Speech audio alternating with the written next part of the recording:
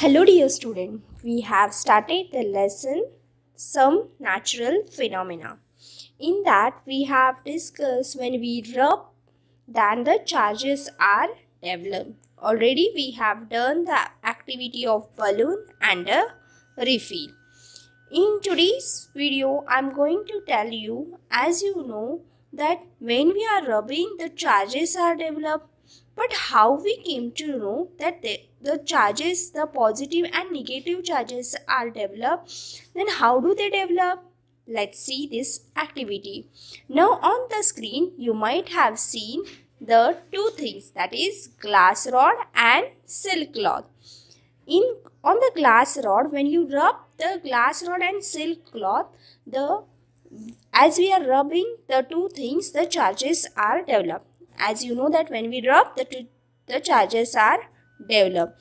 So as we found that after rubbing the charges are developed, so as the charges are developed, the glass rod is occupied, means they occupy the positive, they occur means they require the positive charge, and while the cloth require negative charge. In this way, we can conclude that the two charges are developed, that is positive and negative charge. Then let's see the next slide.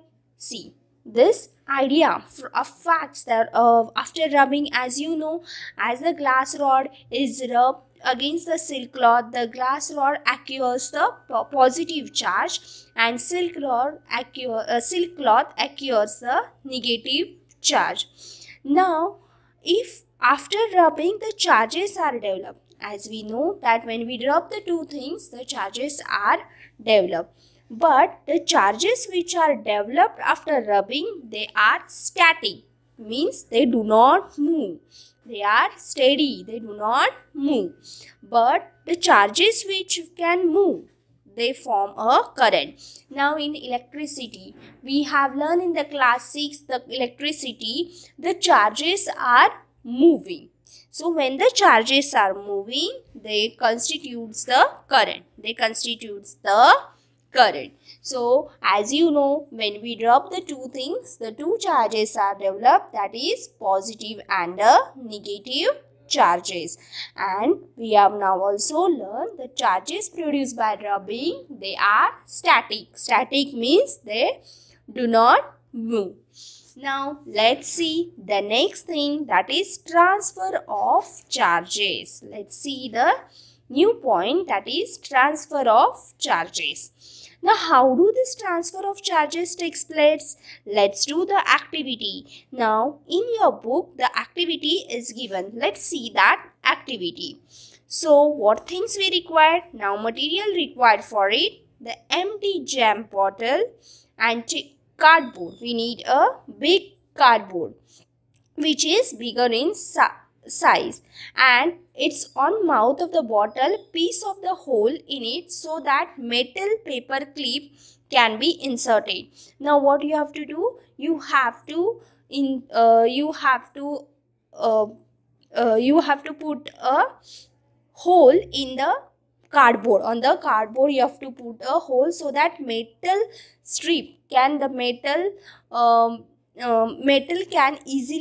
wire can easily go through it. And after that, after the metal wire, you have to attach cut two strips of aluminium. You have to cut two strips of aluminium and hang them on the paper clip as shown. You have to hang the two strips of aluminium to this metal strip. After that, you will put in that jam bottle. Then after charging, now what next step is that you have to charge a refill. Now how to charge the refill? As we have learned that how to charge the refill, we have to charge the refill by rubbing the refill to the polythene cloth.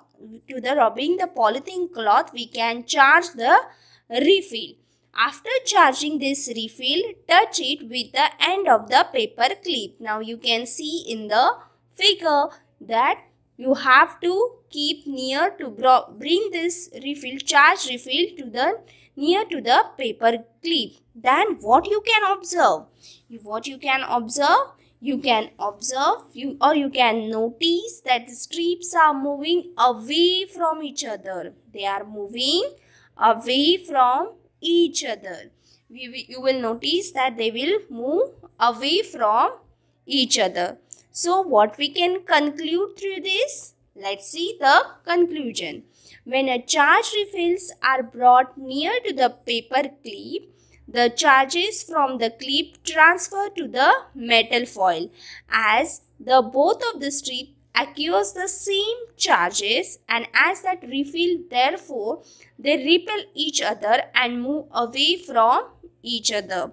Now the refill is charged, and as it is brought near to that metal strip, what happens to that aluminium strip? They move away from each other. In this way, we can tell that these charges from the refills are transferred to that aluminium strip. So, they are moving away from each other. Now, see the next slide. But when you touch the charge paper clip with a hand, now remove the refill and try to touch with your hand. What do you will notice? You will notice that it will come to the original place. In this way we can tell. But when you touch the charge paper clip with a hand, you will notice the foil again collapse. Means they will come to the original place again.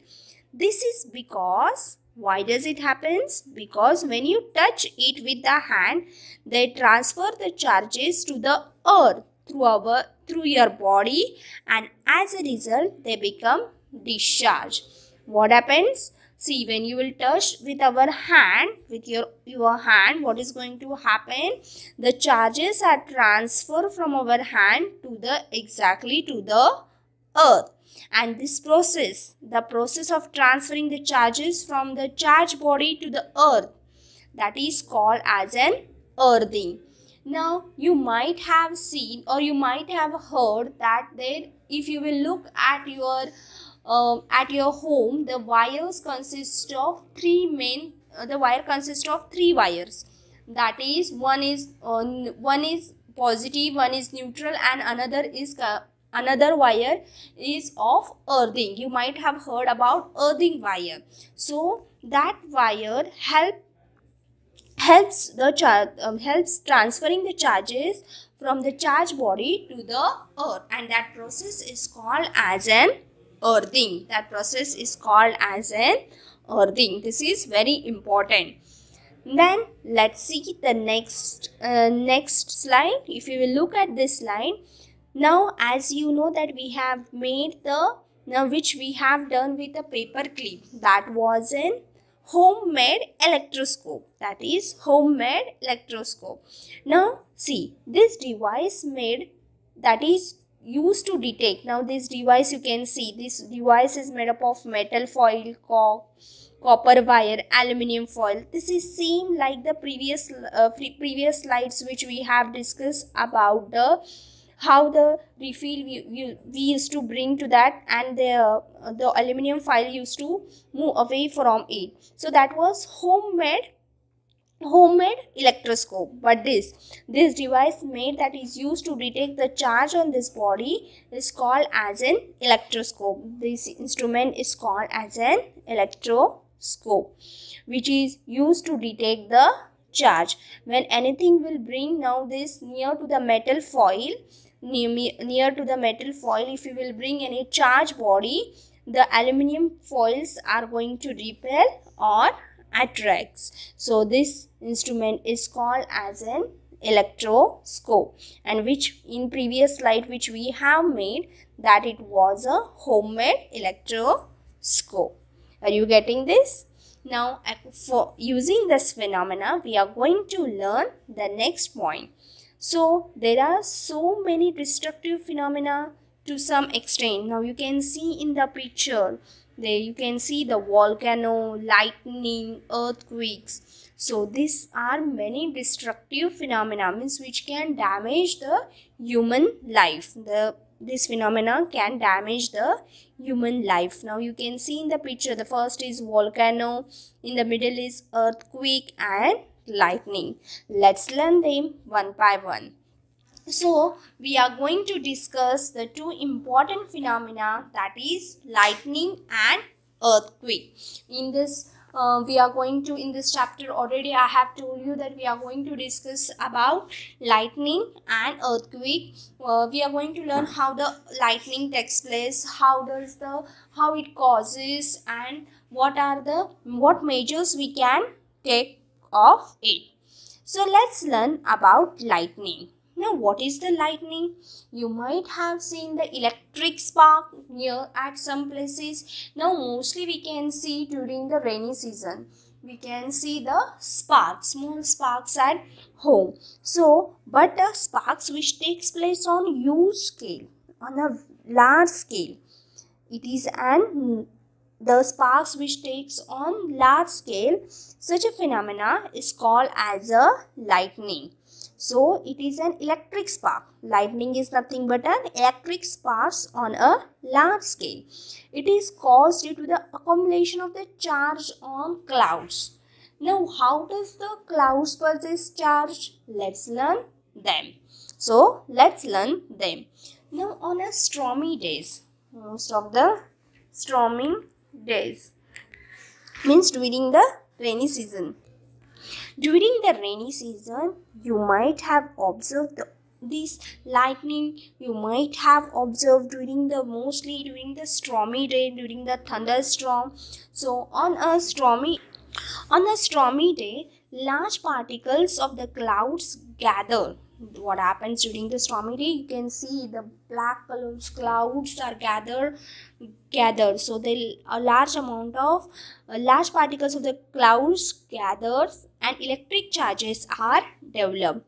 As we know, in the clouds there are many small and large number of water droplets. Now if you will look at the picture which is given aside, the cloud, the number of large amount of water molecules or water droplets are there in the clouds. You can observe the number. There are lots of small and large particles of water droplets. Now if you will see the smaller particles, now in the water also, if you will see the lighter particles, they are if you have done the experiment in the class 6, we have done the experiment of floating and sinking. What happens in the floating? Which are the lighter particles? They floats on water, while the particles which are heavy, they sink in the water. Similarly, the smaller water droplets acquires the positive charge. They acquires the positive charge, while the upper means they acquires a positive charge and they are at the upper region. And on other hand, the larger water molecules, they are moving down. So as they are heavy, they are moving down. They are at a middle. You can see they are at a down. They are so they acquire the negative charge. Now what happens with this? Now when the two clouds, now let's take the two clouds. You can see in this picture, when the two clouds carrying, now see the upper clouds. Now I have told you the upper clouds, in a cloud, the upper particle consists of smaller water droplets, and lower part consists of the larger water droplets. So the upper part consists of positive, and while the lower part consists of negative charge. Similarly, in both the cases you can see. Now let's see there are the two charges are developed. Now when the two clouds carrying the charges come closer, as they come closer to each other, there is a small gap between them. There is a small gap, so that is filled with an air. It consists of an air. So small air gap is between these two clouds, and this discharge and accomplish this gap is filled with a huge amount of heat, sound and light. This discharge gap accomplished with a huge amount of heat, sound and light. So what happens due to this? Now you can see this is a very small, when they come together, when they come close to each other, there is a small gap between these two clouds, and which is filled with an air. The small air gap is between the clouds, and this discharge and accomplish the huge amount of heat, sound and light. The clouds at a lower end. Now see, the clouds at a lower end charge the building and trees by the process of induction. Now what happens? Now you can see these are the clouds. Now this upper part consists of positive charge, while the lower part consists of negative part. Yes, the upper part consists of positive, while the lower part consists of negative water droplets. Now induction. Now see, the clouds at a lower end charge the building and the trees by the process of induction. Now what is meant by the induction? Induction is a process, the charged body, if you will take one example, there is one charged body which consists of positive and negative. When this charged body is brought near to the uncharged body, when this charged body is brought near to the uncharged body, it acquires some charges. The uncharged body acquires some charges, but in a opposite manner. That is, now positive and negative, if they are brought together, this charged body is brought near to the uncharged body, it will acquire the positive, negative charge on that uncharged body. Now if we look at the clouds, that the upper part consists of positive and while lower part consists of negative, and this building consists of no charge. The building has no charge. So negative parts when come together, there is a gap. As I have told you, there is a small gap between this, that is filled with an air. There is a small air gap. So air gap, so negative particles when attract towards that uncharged body. Now these buildings are uncharged, so it develops the charges, so it will develop the positive charge, and according to that they can acquire the positive charge with respect to the cloud due to the heavy flow of the charge occurring, and this can damage the several buildings. As the buildings are first uncharged, when they will bring with that, when these charges are developed, they can cause a damage, and because of that the buildings get collapsed. That we can see the lightning has fallen on that building, and because of this they get a damage to the building. Now let's see how it causes. Now the flow of the charges from the cloud to the earth is called as a lightning. What is actually the lightning? The flow of the charge from the cloud to the earth is called as a lightning, and lightning is harmful as well as it has some certain advantage too. Now there are some advantages of lightning too. So let's learn the disadvantage of the lightning. So now if you might have heard about the lightning has fallen on a particular tree or particular thing, then it can destroy the properties and the life of the human being. So as you know, there are some disadvantages and also it has an advantages of lightning. So what are the advantages? It causes the combination of atmospheric nitrogen with a hydrogen. When nitrogen is combined with an hydrogen, it forms an ammonia, that is NH3. It forms an ammonia, that is NH3, and it is very important constituent of the nitrogenous compound. It is important to have the nitrogenous compound.